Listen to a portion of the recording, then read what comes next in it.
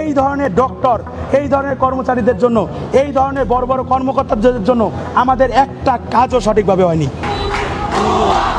যখন আমাদের টিম এখানে আসে তখন দেখে যে এখানে কোনো শৃঙ্খলার পরিবেশ নেই। কে যে কাকে মারছে, কে যে কোন পক্ষ, নোবডি নোস। দেশের অত্যাধুনিক যন্ত্রপাতি সমৃদ্ধ ও একমাত্র সরকারি চক্ষু হাসপাতাল জাতীয় চক্ষু বিজ্ঞান ইনস্টিটিউট ও হাসপাতাল। 13 দিন ধরে বন্ধ হাসপাতালটির চিকিৎসা সেবা কার্যক্রম। সেখানে অবস্থান করছে শুধু জুলাই আন্দোলনের কিছু আহত। তাদের নিয়মিত খাবার সরবরাহ করছে অন্তর্বর্তী সরকার। এতে 600 কোটি টাকার এই হাসপাতালটি এখন কার্যত আবাসিক হোটেল হিসেবে ব্যবহৃত হচ্ছে।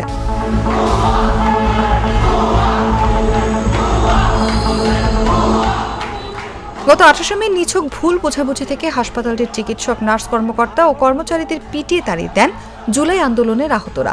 এরপর থেকে নিরাপত্তা শঙ্কায় আর কেউ হাসপাতালে আসছেন না। হাসপাতালের সব সেবাও বন্ধ।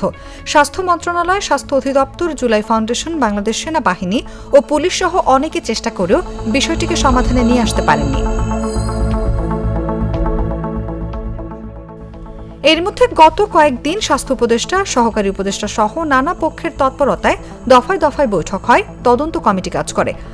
অবশেষে গত 3রা জুন হাসপাতালের জরুরি বিভাগটি চালুর সিদ্ধান্ত হয়। পাশাপাশি দেশের চক্ষু বিশেষজ্ঞদের সমন্বয়ে মেডিকেল বোর্ড গঠন করে দেয় স্বাস্থ্য অধিদপ্তর। বলা হয়, মেডিকেল বোর্ড 4 জুন হাসপাতাল পরিদর্শন করবেন। একই সঙ্গে বোর্ড জুলাই আহতদের চিকিৎসা সমন্বয় এবং সামগ্রিক কার্যক্রম নির্ণয় করবেন। যেমন সিদ্ধান্ত তেমন কাজ। বন্ধের 1 সপ্তাহ পর 4 জুন পুলিশি পাহারায় যথারীতি জরুরি বিভাগ চালু করে হাসপাতাল কর্তৃপক্ষ। মেডিকেল বোর্ডের সদস্যরাও পরিদর্শনে আসেন। তারা হাসপাতালে এসে জুলাই আহতদের সঙ্গে চিকিৎসা সংক্রান্ত বৈঠকে বসতে চান। এর মধ্যে 30 জন তাদের ডাকে সাড়া দেন।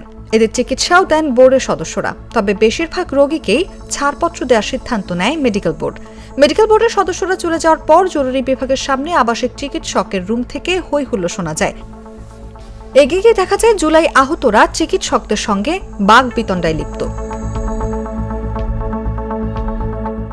এর মধ্যে নিরাপত্তাজনিত কারণে আবাসিক চিকিৎসক সহ উপস্থিত কয়েকজন চিকিৎসক হাসপাতাল ত্যাগ করেন। ভারপ্রাপ্ত পরিচালককে তাদের দাবির প্রতি সম্মতি দিয়েই পুলিশ প্রটোকলে বের হতে চায়। জুলাই আহতরা সাফ জানিয়ে দেন, নানা কারণে আমাদের ঢাকায় আসতে হয়। ঢাকায় এসে থাকবো কোথায়? এজন্য আমাদের পক্ষে হাসপাতাল ছাড়া সম্ভব নয়। এ সময় জুলাই আহতরা তাদের রিলিজের যাবতীয় কাগজ ছিঁড়ে ফেলেন। এ নিয়ে হাসপাতালটির একাধিক চিকিৎসক জাগো নিউজকে জানিয়েছেন, সরকারের 600 কোটি টাকার সরঞ্জাম সমৃদ্ধ অত্যাধুনিক এই হাসপাতালটি এতদিন বন্ধ। প্রতিদিন 5000 মানুষ সেবা বঞ্চিত হচ্ছে। এ নিয়ে তাদের কোনো মাথা ব্যথা নেই।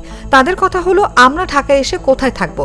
তাদের থাকার জায়গা সরকার ভিন্ন কোথাও দিতে পারে, কিন্তু হাসপাতাল তো আবাসিক হোটেল বা লিল্লা বোর্ডিং হতে পারে না। এখানে জরুরি প্রয়োজনে রোগী ভর্তি রেখে চিকিৎসা দেওয়া হয়। চিকিৎসকদের ভাষ্য, জুলাই আহতদের কেউ কেউ এতদিন বলেছে আমাদের চিকিৎসা ভালো নয়।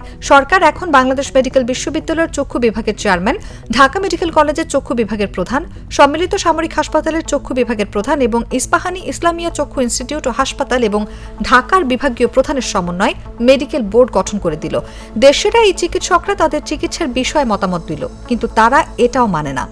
অবশ্য সিঙ্গাপুরের মাউন্ট এলিজাবেথ হাসপাতাল থেকে চিকিৎসা নিয়ে এসেও একজন জুলাই আহত হাসপাতালের পরিচালকের সামনে বলছেন, ওটা ভুয়া হাসপাতাল, আমাদের আমেরিকা বা ইউরোপে পাঠান। স্লোগান দিচ্ছেন।